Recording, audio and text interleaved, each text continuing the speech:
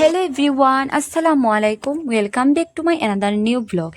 আজকের ব্লগটাতে আপনাদের সঙ্গে শেয়ার করব আলু দিয়ে ভীষণ মজাদার নাস্তা অল্প সময়ের মধ্যে তৈরি করা যায়।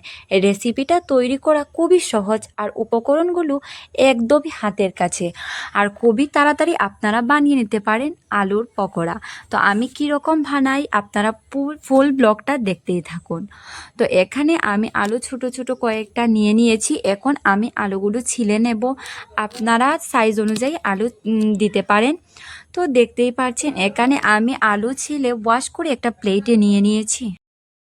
এখন আমি একটা গ্রেটার দিয়ে আলুগুলো গ্রেট করে নেব। আলুর পকোড়াটা একবার যদি আপনারা বাড়ির সবাইকে বানিয়ে খাবার, আশা করি সবারই পছন্দ হবে। সন্ধ্যার নাস্তায়ও আপনারা বানাতে পারেন এই আলুর পকোড়া, কিংবা হঠাৎ যদি বাসায় আত্মীয় আসে ঝটপট করে এই নাস্তা বানিয়ে আপনারা খাওয়াতে পারেন। আশা করি যাদেরকেই খাওয়াবেন অনেক বেশি ভালো লাগবে। তো আমি এক এক করে সব আলুগুলো এখন গ্রেট করে নেব। তো এখন এখানে আমি আলু আমার গ্রেট করা ডান। এখন একটা আমি বাটির মধ্যে ঢেলে নেব। দেখতেই পাচ্ছেন এখানে আমি একটা বাটির মধ্যে ঢেলে নিচ্ছি।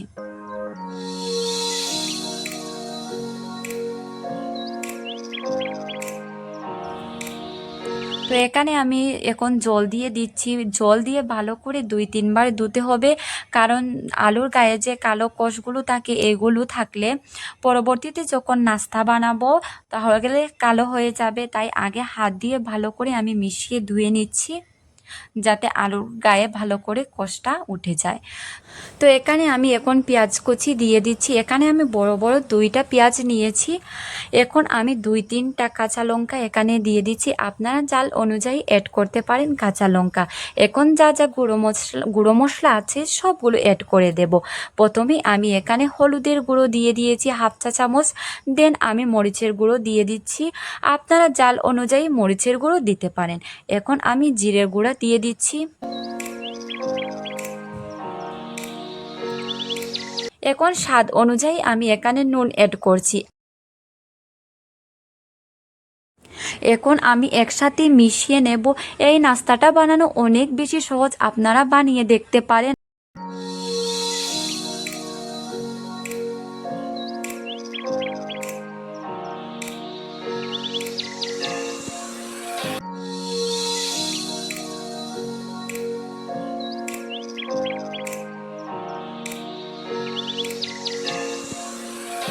তো এখানে আমি এখন বেসন দিয়ে দিচ্ছি।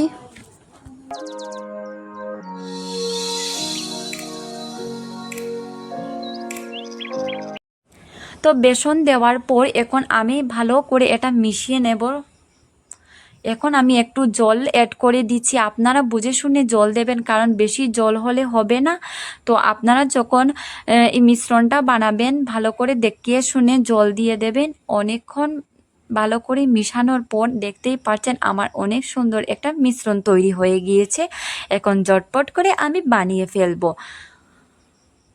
তো এখানে আপনার পছন্দ অনুযায়ী শেপ দিতে পারেন, রোল শেপ বলো বা অন্য শেপ আপনারা পছন্দ অনুযায়ী দিতে পারেন। তো আমি এখানে এরকম একটা শেপ দিয়ে দিচ্ছি।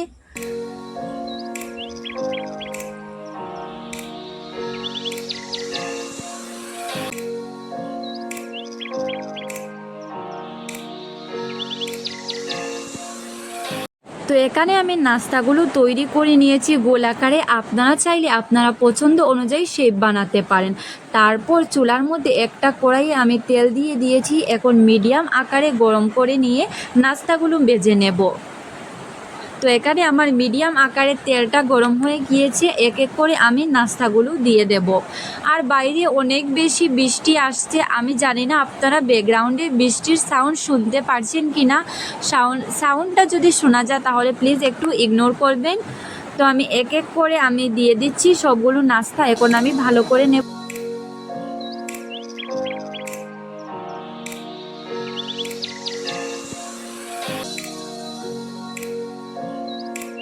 চুলার আঁচটা মিডিয়াম করে কিছুক্ষণ পর পর উল্টে পাল্টে করে ভেজে নেবেন গোল্ডেন ব্রাউন করে এই নাস্তাগুলো।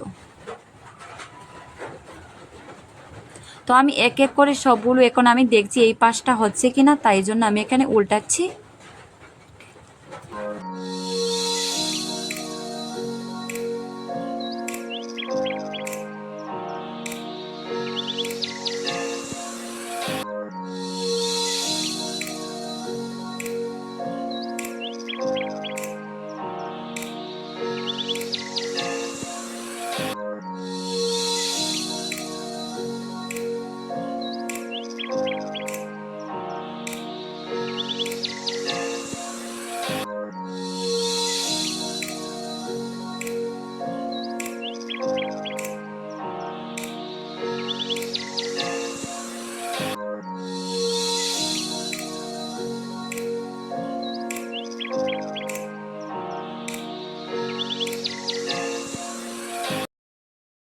তো দেখতেই পারছেন আমার নাস্তাগুলো খুবই সুন্দর ভাজা হয়ে গিয়েছে, তাই এক এক করে আমি প্লেটে তুলে নিয়েছি।